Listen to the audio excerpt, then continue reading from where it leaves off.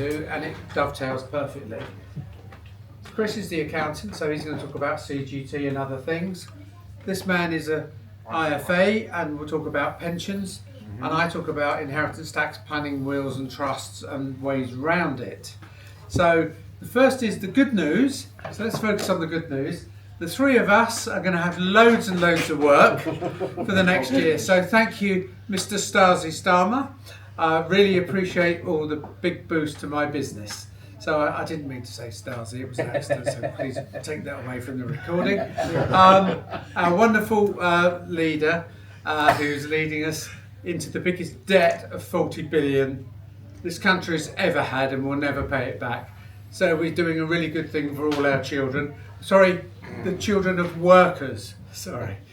So anyway, that's the background to the budget, which we all know. So I'm going to kick off with probably a shock to most of you, which is, I thought that the 40% inheritance tax rate could easily have been jumped up to 50% or more. It wasn't, so that's good. So that's the first good thing. The second good thing, I thought the 7-year gifting rule would be extended to 10 years. That didn't happen, so I'm very grateful for that. But there's a sting in the tail, and there always is with these budgets, and they're all as bad as each other, so I'm non-political in this. But the fact remains, inheritance tax is paid above a threshold. The threshold is £325,000 for each individual on the planet over 18. Now, the last time that went up with inflation, which it always done for years, was in 2009 when Alistair Darling gave his budget, which was 16 years ago or whatever it was, before the Tories got in. And what Alistair Darling did, for the first time, the first Chancellor in history, in modern history, he froze that limit at 325,000 in 2009. Okay? So that has not changed since 2009. So if you had a house worth 325,000 in 2009, in 2023-24, that growth is potentially subject to 40% inheritance tax. So if that went up by, in that period of time, it would have doubled or trebled, supposedly. You're paying 40% on that increase, okay? So that was done in 2009. When the Tories got involved, the first thing they did was to adopt Alistair Darling's inheritance tax rules, okay? Because they said, the Tories, couldn't possibly get away with a 2 million cap. Because if you have more than 2 million, then you start to lose your allowances, okay? So that's been the case since 2009, all right? So that means any estate worth more than 2 million, their allowances go down, all right? Which means the inheritance tax goes up. So not a lot of people realise that. And then the big kick in the tail was when Sunak became Chancellor. In his first week, without any publicity, because the last thing the Labour government wanted was publicity, he extended the 325,000 fixed allowance figure until 2026-27, okay? And he did that without anybody in the country, apart from people like me and us, realising. So that was a big kick in the teeth for everybody. And then in the budget yesterday, a lovely Chancellor lady, congratulations for being the first lady, that is, being Chancellor, I believe I'm right in that. Then she, very craftily, extended the period for that allowance until after 2030. So that means that the 325,000 started off with Labour, then Sunak, and then back to Labour, has been unchanged since 2009, and it won't change until at least 2030.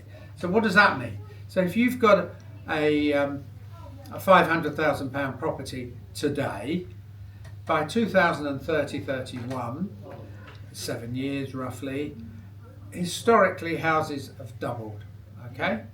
So what that 500,000 could be worth, and we don't know what the future will bring, could be worth £1 million, okay? So the growth between 500 and £1 million is 500,000 on that property. So because your allowance hasn't gone up, you're paying 40% on that 500,000. Okay, so that's £200,000. All right. So everybody thought we got away with it on inheritance tax yesterday, but I spotted it, and anyone like me did, because it's a scam. You're going to have to pay more because the allowance is fixed. So that's the traditional way in which Tory, Labour chancellors get more money in, because they don't raise the threshold. So be in no doubt that have effectively doubled for people with houses in the southeast the amount that you're going to pay on all the growth between now and 2031. So inheritance tax is now a really big problem. And in fact, I'd like to announce the first client I've already got to talk about that is in fact our lovely treasurer, Julie, which we've got a date in the diary. So my business is going to go through the roof, and so will these two lovely gentlemen, and we're going to work together. So that's my bit done. So over to Peter. Peter. Fair enough. Hello. So yeah, as Jeff said, changes in the budget. So I want to talk about pensions. So a couple of the changes that could have occurred in the budget is, so at the moment when you pay into a pension, so let's say you pay 100 quid into a pension, you get tax relief. So that £100 becomes £125 when it's invested. And what's happening there is you're getting your original 20% tax added back, and it's getting invested. And then what happens is if you're a 40% taxpayer, you can claim the additional 20 or 25% via your self-assessment. What we saw coming, what we thought was going to happen, was that we're going to get rid of that additional tax that you can claim via 20 or 25%. They kept that all the same, so that's not changed. As well as that, another thing that could have happened is at the moment on pensions, we currently get 25% tax-free on the pensions. So what we thought could happen is that the 20%, 5% could go to 20%, and then be a reduction of that. That was kept the same as well. But one big thing that has occurred is, links in with Jeff, is at the moment, or previously, pensions were out of the way for inheritance tax, meaning that if you have a pension of £500,000, it's not classed as part of your estate.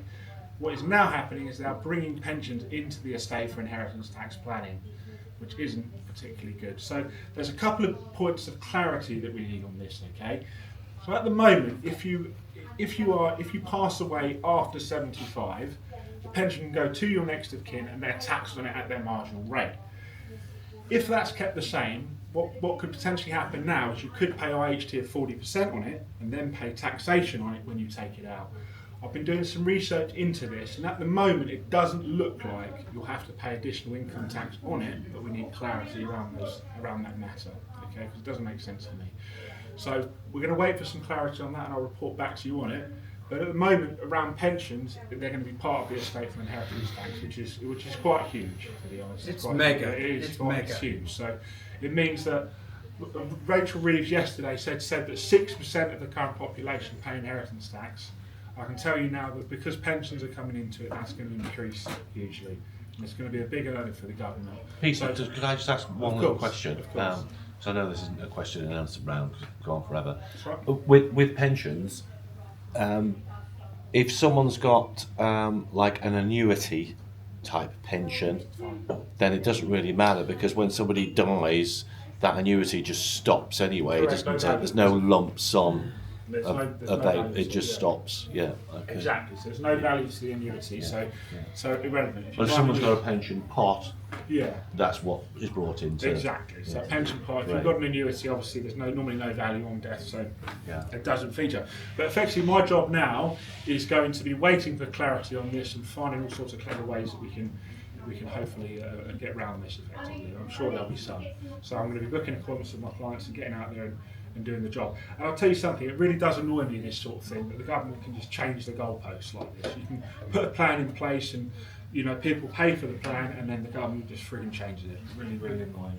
So what can you do? But I'm going to get out there and do my absolute best to mitigate these negative effects on my clients and do what I can. That's it. Any questions? Any more questions on the pension side? We'll wait till the end. Right. Well, the good news for the working man is that his national insurance and income tax rates aren't going to change. Unfortunately, they're not going to have an increase in their nil rate allowance, currently 12,570. That will remain so for a little while longer. So just as there's been this lack of increase in the inheritance tax nil rate band of 325,000, that is going to the income tax allowance is going to remain the same for the working man and anybody else who earns an income. It's known as fiscal drag. It's the way that the government brings more people into the tax net, increases tax revenues without any effort whatsoever. That's how 10 minutes up. Aren't I lucky? The biggest change for people in this room as business owners is when you come to sell your business or dispose of it, you're going to pay more tax. So if you own stocks and shares as investments, it's no longer going to be taxed at 10 or 20%, it's now going to be taxed at 18 and 24%, so it brings it in line with property. When you come to sell your business, the business asset disposal relief, in a couple of years' time, will go up to 14% from 10%, and then up to 18%. Inheritance tax on your business, currently you could get pass your business on at nil inheritance tax. Now half of it is going to be taxed at 40%.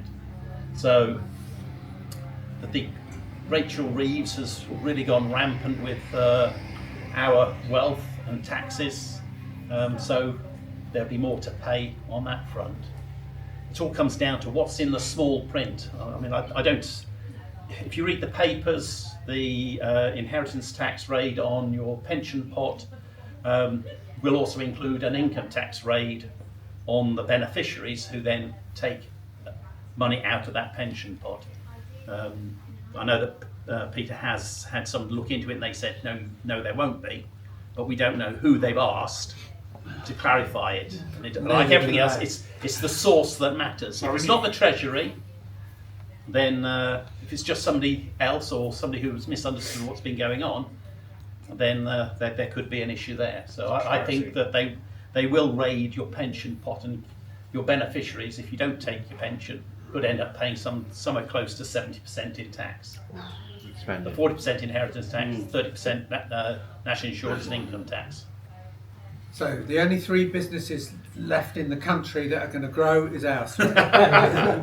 Peter. Non-DOMs, they've got rid of that allowance, haven't they? Yeah. Well, they will get rid of it. Non-DOMs currently can pay somewhere between 30,000 and 60,000 flat rate tax. Rachel Reeves is now going to say we're going to get rid of non-DOM status. There's not going to be anything like domicile as a tax issue. We've all got UK domicile, everyone around this room. For anybody coming in from abroad, they have an overseas domicile. That is now no longer going to be an issue or a way of escape any tax in the UK. It's now going to be based on residence. So if you live in the UK, you'll pay tax in the UK. That's fair. And you'll pay tax just like a natural-born British citizen. So Rishi will move out. Well, He is going to move out. He's going to California. He's already in California, isn't he? Oh, well, his family are, so he'll follow. Yeah. Can you say a little bit about the national insurance contributions that employers are making, and relate that to smaller business and a larger business? right. Basically, employers pay a national insurance tax on employing people. It's currently 13.8%. Where the 0.8% came from, I don't know. I dare say some civil servant could be bothered to write 0.75, so we rounded it up to 0.8.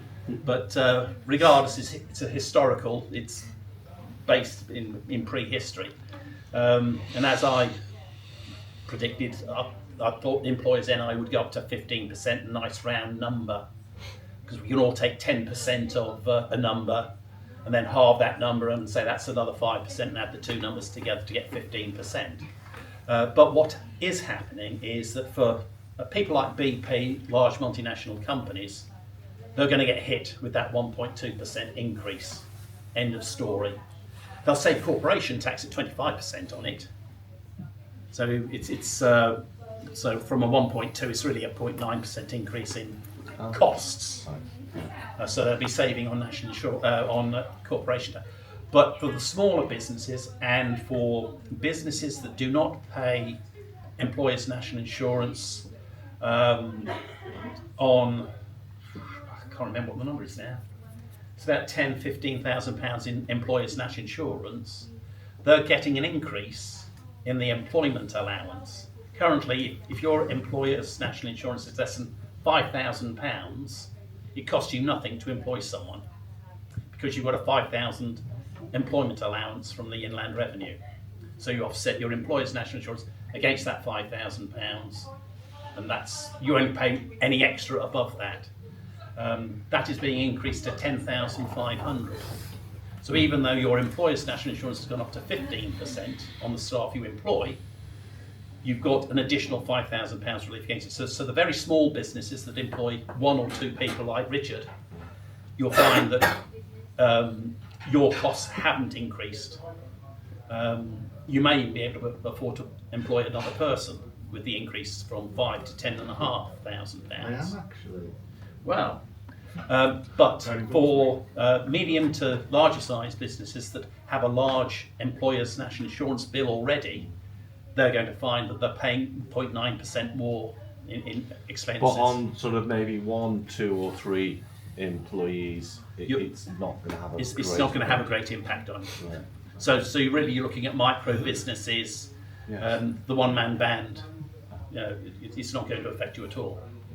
But it's really the more successful, larger businesses that employ half a dozen or more people. You're going to find that's. And it also comes down to obviously how much salary that you yourself are taking out.